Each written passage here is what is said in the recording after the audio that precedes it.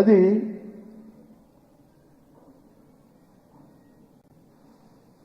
వాజ్పేయి గారి శిష్యుడు కదా, తెన్నేటి విశ్వనాథం గారి శిష్యుడు కదా. అందువల్ల ఆయన చెప్పే విషయాల్లో వాజ్పేయి గారు ఒకసారి ఏదో పార్లమెంట్లో మాట్లాడుతూ కాంగ్రెస్లో సగం మంది మూర్ఖులు అన్నాడు. అనగానే అందరూ లేచి నిలబడి కాంగ్రెస్ వాళ్ళందరూ క్షమాపణ చెప్పాలి, క్షమాపణ చెప్పాలి, చాలా తప్పుగా మాట్లాడారని అందరూ లేచి నిలబడితే స్పీకర్ గారు అపాలజైజ్ చేయాలండి అన్నారు. అనగానే అలాగేనండి అని వాజ్పేయి గారు లేచి, నేను మాట్లాడినందుకు, అలాంటి పదాన్ని ఉపయోగించేందుకు నన్ను క్షమించండి, కాంగ్రెస్లో సగం మంది తెలివైన వాళ్ళు అన్నాడండి. అంటే మిగతా సగం ఏంటి అనేది ఆయన దీనికి క్షమాపణ చెప్పాడు, దానికి చెప్పాడు. అటువంటివి అత్యద్భుతంగా ఊరికినే మామూలుగా మాట్లాడుతూ బ్రహ్మానంద గారు బాగానే ఉన్నారు, కానీ కొంచెం మధ్యప్రదేశ్ పెరుగుతుంది చూడండి అన్నాడు ఆయన.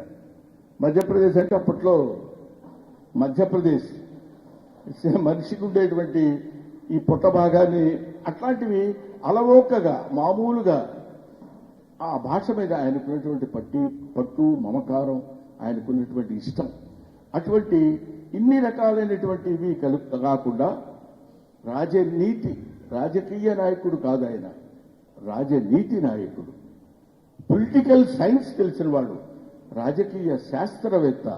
అంతేగాని రాజకీయ నాయకుడు రాజనీతి నాయకుడు అని చెప్పడం కాదు.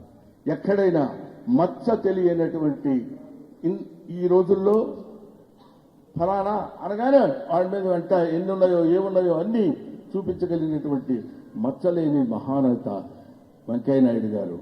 అటువంటి వారు నిర్మించినటువంటి ఈ స్వర్ణభారతి ఈ కార్యక్రమాన్ని ఇంత అద్భుతంగా నిర్వహిస్తూ ఇది తరతరాలకి ఇలా వెళ్ళిపోవాలనేటువంటి అభిప్రాయంతో ఆయన చూడండి, పొద్దునే రాగానే గంగిరెద్దు దగ్గర నుంచి ఆ ప్రాశస్త్యం అంతా చెప్తూ ఉంటే ఎంత బాగుంటుంది, ఎంత అద్భుతంగా ఉంటుంది.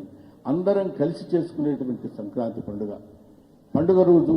అందుకనే శుభకార్యాలు అందరినీ కలపడానికి మాత్రమే ఉంటాయని చెప్పడానికి ఓ చిన్న ఎగ్జాంపుల్ ఏంటంటే, ఒక ఇంట్లో ఒక పెళ్లి జరిగినా ఒక పండుగ జరిగినా అక్కడ ఉన్నటువంటి అన్ని వర్ణాల వాళ్ళు ఒక చోట కలుస్తాం, అన్ని వర్ణాల వాళ్ళని ఒక చోట కలిపేటి పండుగ. అటువంటి పండుగ సంక్రాంతి పండుగ.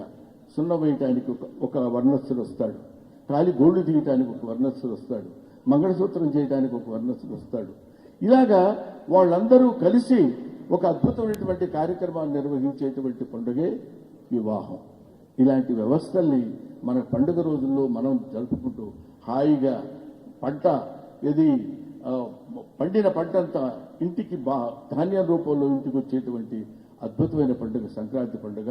ఈ సంక్రాంతి పండుగని 11వ తారీఖున ముహూర్తం పెట్టి దీన్ని అద్భుతమైనటువంటి రీతిలో తీసుకెళ్తున్నటువంటి మహనీయులందరికీ నా హృదయపూర్వకమైన నమస్కారాలు తెలియజేసుకుంటూ, ముఖ్యంగా వెంకయ్య నాయుడు గారికి, దీపమ్మ గారికి నా హృదయపూర్వకమైన నమస్కారాలు తెలియజేసుకుంటూ, ఇది ఇంకా ఇంకా ఇంకా తరతరాలుగా ముప్పవరపు వాళ్ళ ఆ పేరుని చిరస్థాయిగా ఉండిపోవాలని, ఆంధ్రుల మనసులో స్థిరంజీవిగా ఉండిపోవాలని మనస్ఫూర్తిగా కోరుకుంటూ సెలవు తీసుకుంటాను. Thank you.